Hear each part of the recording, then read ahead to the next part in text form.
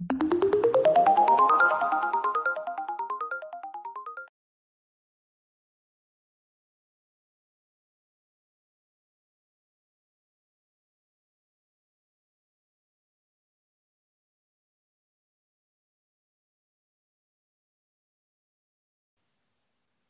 a todos, meu nome é Ângelo Maiolino, eu sou professor associado de hematologia da Universidade Federal do Rio de Janeiro, sou chefe do serviço de hematologia do Hospital Universitário Clementino Fraga Filho, da Universidade Federal do Rio de Janeiro, e sou hematologista do Américas Oncologia.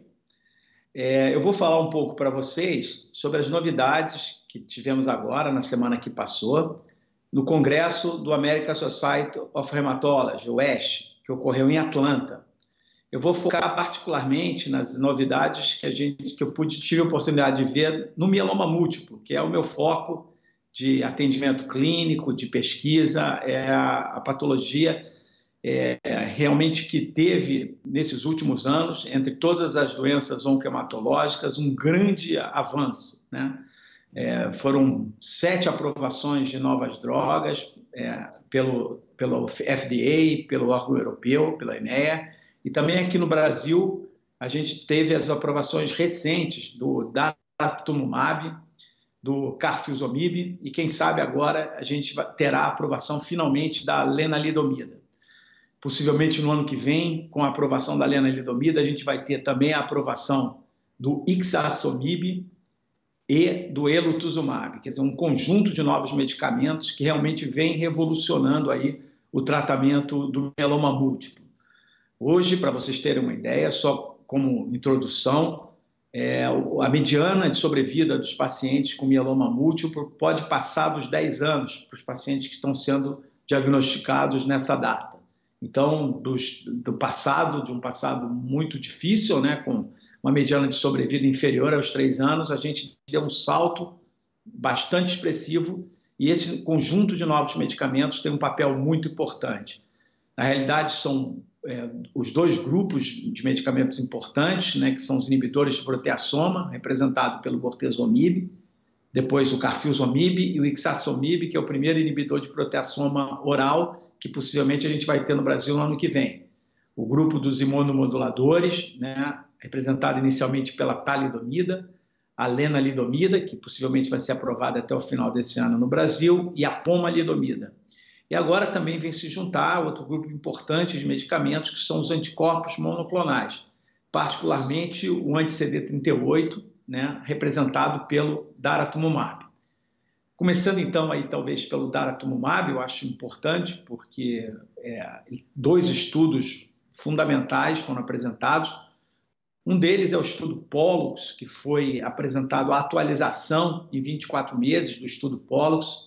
O estudo Pollux ele foi publicado no ano passado no New England Journal of Medicine, um estudo multicêntrico internacional de fase 3, que comparou a associação do daratumumab com lenalidomida e dexametasona contra lenalidomida e dexametasona para pacientes com mieloma múltiplo recidivado e refratário após uma linha de tratamento.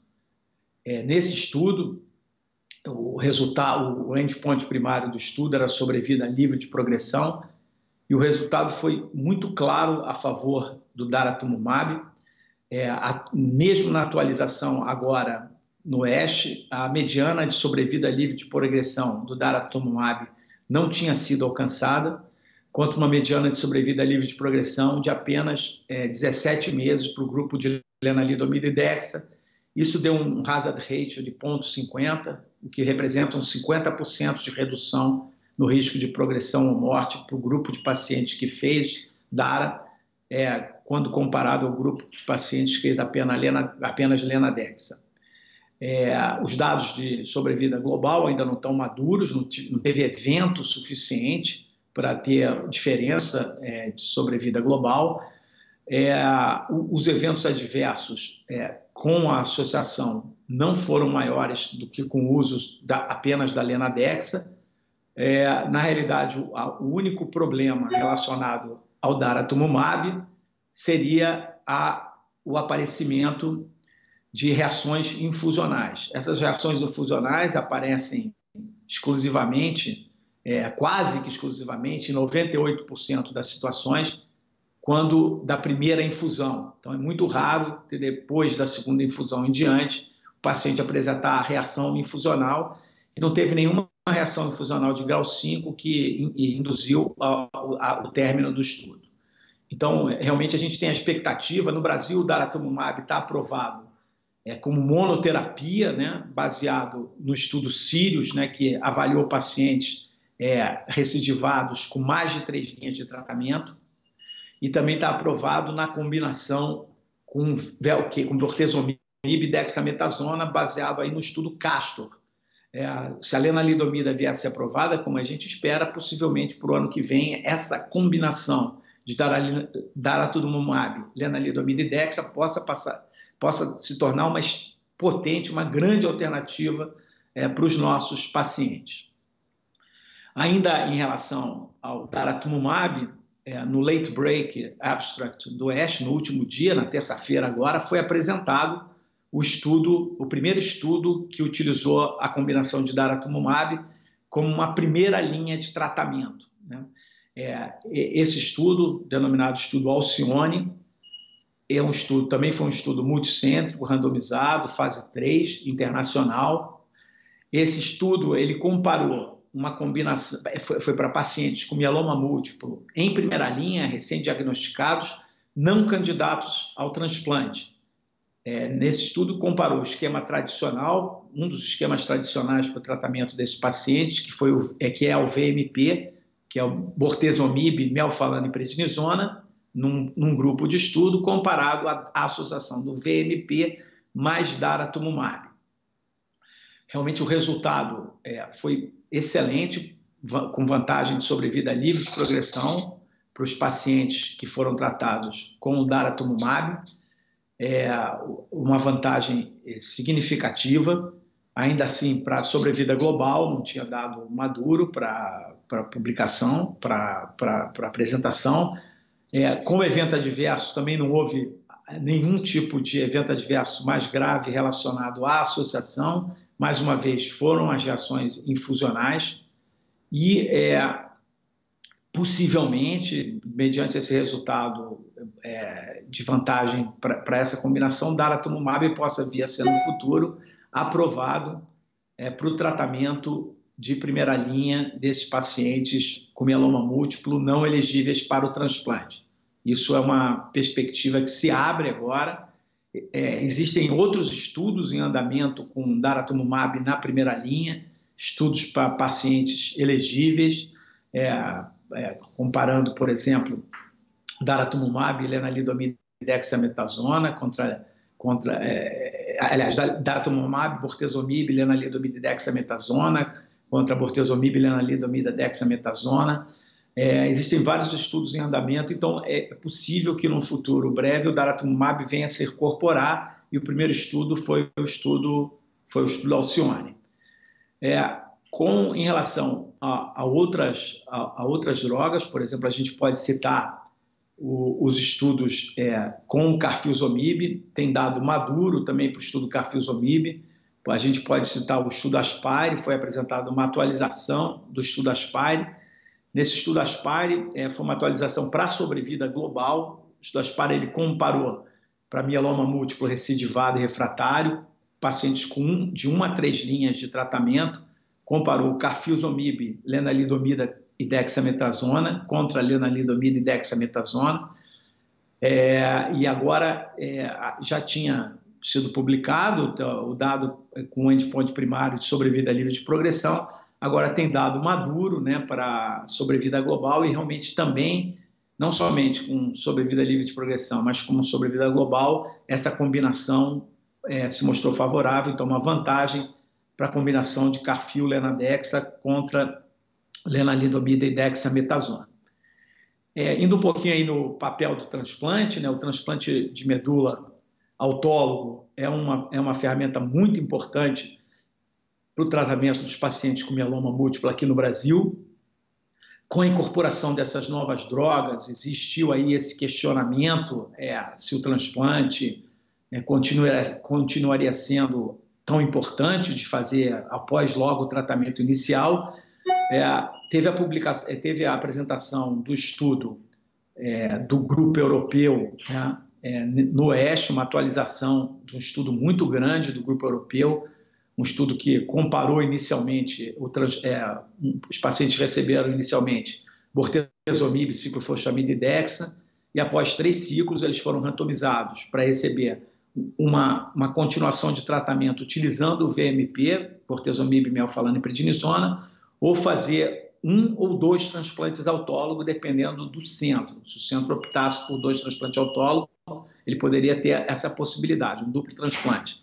E depois uma segunda randomização comparando a manutenção com lenalidomida contra nada, né, contra a observação apenas.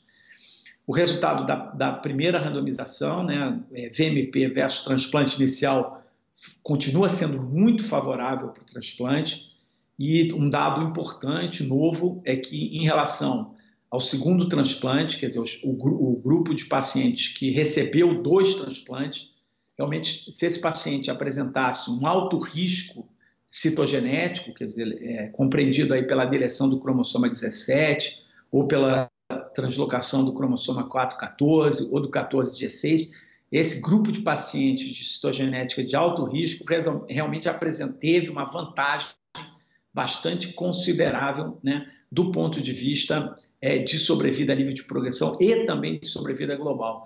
Então, isso aí parece ser aí vamos dizer, um renascimento, né, para o segundo transplante autólogo, né? No caso, o transplante que a gente entende como tandem.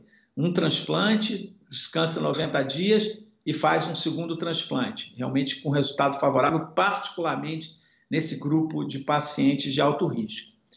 E mais uma informação também importante relacionada ao transplante foi em relação ao papel da manutenção. Esse estudo e outros estudos, vem aí um estudo do grupo inglês com mais de 2.000 pacientes, realmente vem corroborar aí o papel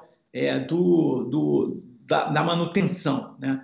A manutenção que vem sendo utilizada particularmente com lenalidomida, tem dado de diferença para a sobrevida livre de progressão e sobrevida global, com a utilização da lenalidomida como manutenção. A dúvida que persiste, essa lenalidomida de manutenção deve ser feita por um período fixo de tempo, 2 anos, ou no máximo 3, ou se ela deve ser utilizada até a progressão da doença ou eventos adversos inaceitáveis.